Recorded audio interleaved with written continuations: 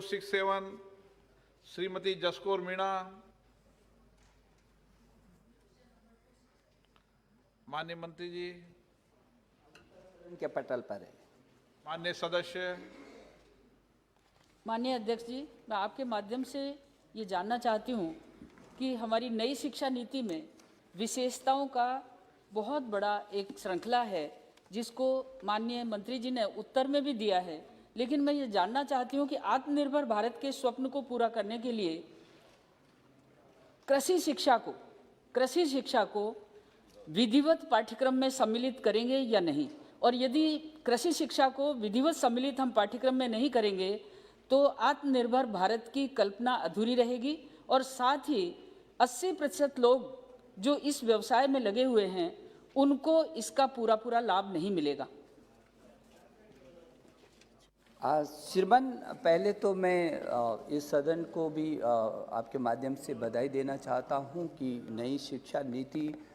दुनिया के सबसे बड़े रिफॉर्म के रूप में आई है, और मुझे इस बात की खुशी है कि पूरे देश से व्यापक चर्चा के बाद,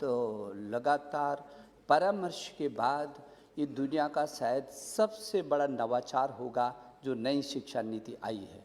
इस नई शिक्षा नीति में श्रीमान, जैसे माननीय सदस्य ने कहा कि बहुत ही खूबसूरती के साथ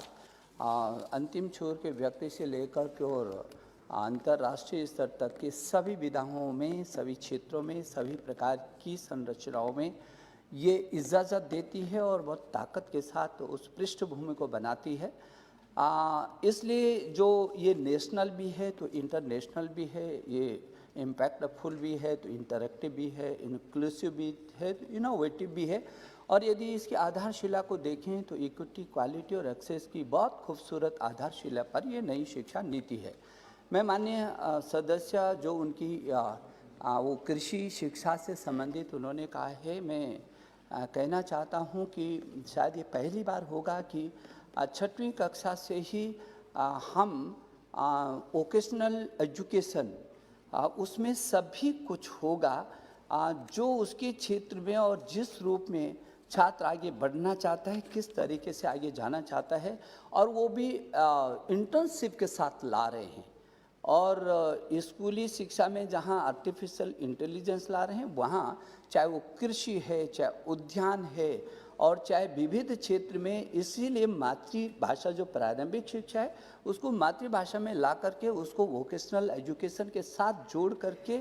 इसको आगे बढ़ाना चाहते हैं। और इसलिए इस जो कृषि शिक्षा है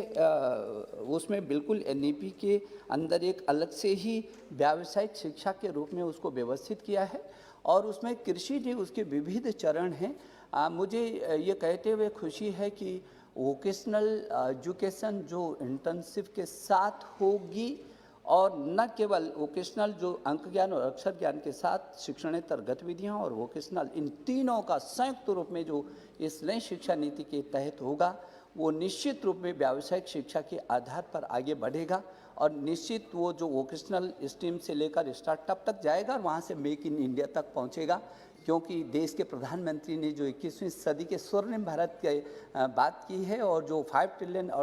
डॉलर अर्थव्यवस्था की बात की है, और जो भारत को दुनिया में ज्ञान की महाशक्ति बनाने की बात की, उसकी आधारशिला ये नई शिक्षा नीति है। सर, आपके माध्यम से मैं जानना चाहूँगी कि व्यावसायिक शिक्षा को जो हमारी नई शिक्षा नीति के अंतर्गत दर्शाई है, उसमें विश्वकर्मा जातियों का तो पूरा अंकित है, सुनार है, सुथार है, लोहार है, लेकिन कृषि से संबंधित किसी भी तरह से वोकेशनल एजुकेशन में कोई पॉइंट चिन्हित नहीं है। क्या हम इसे मान लें कि व्यावसायिक शिक्षा में ही आपने कृषि को समाहित कर दिया? श्रीमान, शिक्षा किसी भी प्रकार की हो, वो जो कृषि की हो, वो उद्यान की हो, वो शिक्षा जो गांव में होने वाले वन आधारित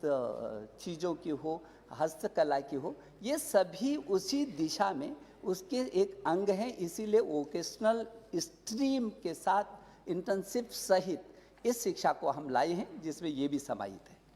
श्री निहाल चंद मेघवाल।